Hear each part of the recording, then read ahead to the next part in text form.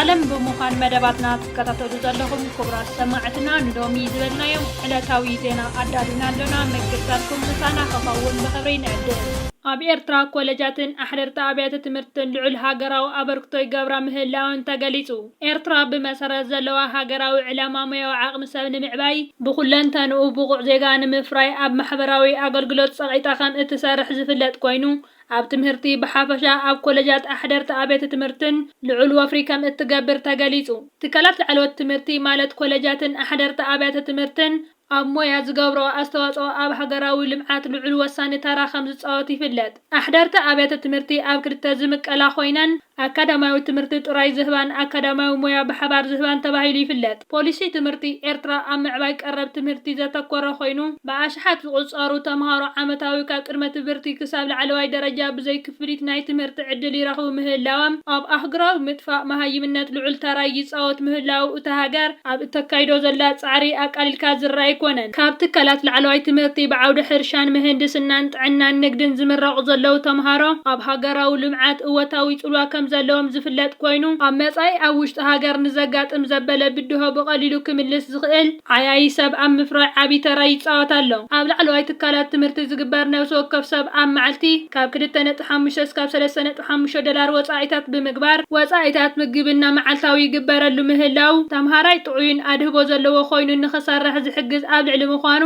ኩሉ ኣገልግሎታቱ ብኡ ይሽፈነሉ ብምህላው ኣብ ትምህርቲ ጥራይ ኣተኩሮ ገይሩ ንኽዓይ ዝሕግዝ ልዑል ስነ ልቦናዊ ደገፍ እዩ ነብሲ ወከፍ ትካል ኣብ መዓልቲ ዳርጋ ሓደ ቶን ምግቢ ከም እተዳሉ ዝገለጹ ጸብጻባት እቲ ብዓይኒ ቁጠባ ክረአ እንከሎ ኤርትራ ምስ ዘለዋ ቁጠባዊ ኣዝዩ ከቢድን በዳህን ከም ምዃኑ ኣተሓሳሳቢ ኮይኑ ንሓንቲ ናይ ምግቢ ተራውን ኣቋሪጹ ዘይፈልጥ ኣገልግሎት ምዃኑ ዘገርም ይገብሮ ክብል እቲ ዝተረኸበ ሰነድ ሓቢሩ ዝተፈላለየ ድሕረ ባይታ ቋንቋን ባህልን ዘለዎም ተምሃሮ ኣብ ሓደ ሓቢሮም ይነብሩን ይመሃሩን ምህላዎም ኣብ ማሕበራዊ ሓድነቶም ልዑል ተራ ይጻወት ኣብ ልዕሊ ምዃኑ ልዕል ሃገራዊ ሓድነት ሓበራዊ መንነት ናይ ምህናጽ ተራው ዕዙዝ ምዃኑ እዩ ዝገልጽ ዝተምሃረ ሰብ ምሁር ሕብረተሰብ ይፈጥር ዝተምሃረ ሕብረተሰብ ድማ ኣብ ኣፍራይነት ምምሕያሽ ምምዕባል ልምዓት ርግኣትን ሓደ ሃገር ወሳኒ ተራ ስለ ዝጻወት ዓመታዊ ዝግበር ንእሽቶ ለውጢ ኣብ ነዊሕ መስርሕ ናብ ውህልል ውጽኢት ስለ ዝድመር ኣገዳሲ ተራ ናይ ምጽዋት ተራ ኣለዎ ኣብ ኤርትራ ኣሕደርቲ ኣብያተ ትምህርቲ ኮሌጃትን ኣብ ምህናጽ መጻኢ ወለዶ ይሰርሓ ኣለዋ እዘን ትካላት ፍልጠት ጥራይ ዘይኮና ርግኣትን ዕድላትን ልምዓትን ሓበራዊ ዕላማን ንኽሕዝውን ልዑል ተራ ይጻወታ ምህላውን ተገሊጹ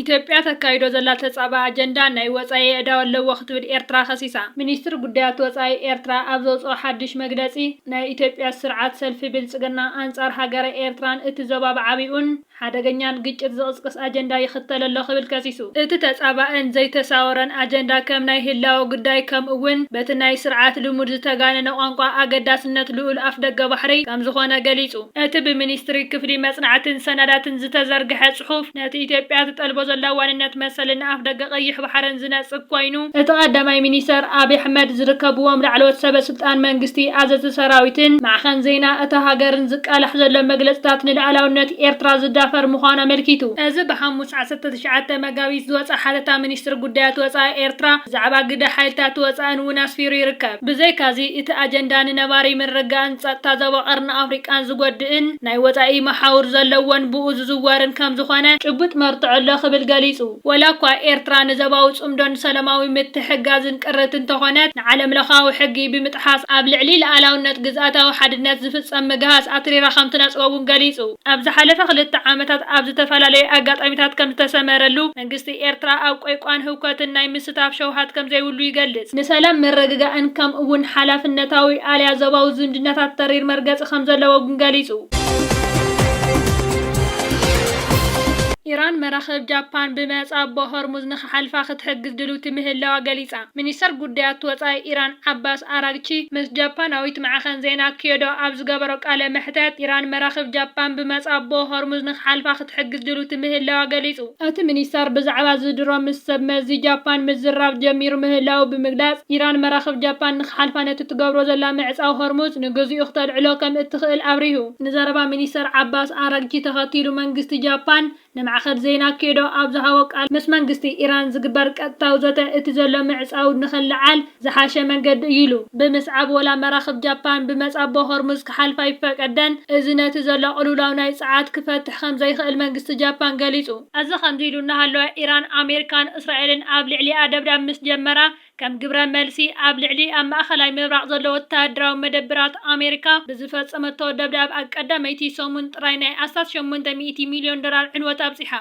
እቲ ብማእኸል ስትራቴጂን ዓለም ለኻዊ መጽናዕትን ዝወፀ ሓድሽ ጸብጻብ ኢራን ክሳብ ሕጂ ክንደይ ዝኣክል ዕንወት እያ ስዒባ ዘላ እቲ 800 ሚልዮን ዶላር ኣብ ተቐዳመይቲ ሰሙን ዝሰዓበ ዕንወት ጥራይ ምዃኑ ገሊጹ እቲ ዕንወት ኣብ ማእኸላይ ምብራቕ ዝርከብ ኣብ ትሕቲ ቅርፂ ወተሃደራዊ ማዕስከር ኣሜሪካ ዝወረደ ዕንወት ኮይኑ ካብቲ ቅድሚ ሕጂ ተገሚቱ ዝነበረ ዝለዓለ ከም ዝኾነ ይገልጽ እዚ ኸኣ እቲ ግጭት እናዓመቐ እንተኸይዱ ኣሜሪካ ክሳብ ክንደይ ከቢድ ኪሳራታት ከጋጥማ ከም ዝኽእል ዘርኢ ገምጋም ምዃኑ ይገልጽ ዝኸበርኩም ተዓዘብትና ንሕጂ ዝበልናዮም ዜናታት ኣብዚ ዛዚምና ኣለና ኣብ ዘለኹሞ ሰናይ ግዜ እንዳተመነና ኣብ ዝቕፅል ቪድዮታት ክበጽሓኩም ሳብስክራይብ ዘይገበርኩም ሳብስክራይብ ክትገብሩ ብኽብሪ ንዕድም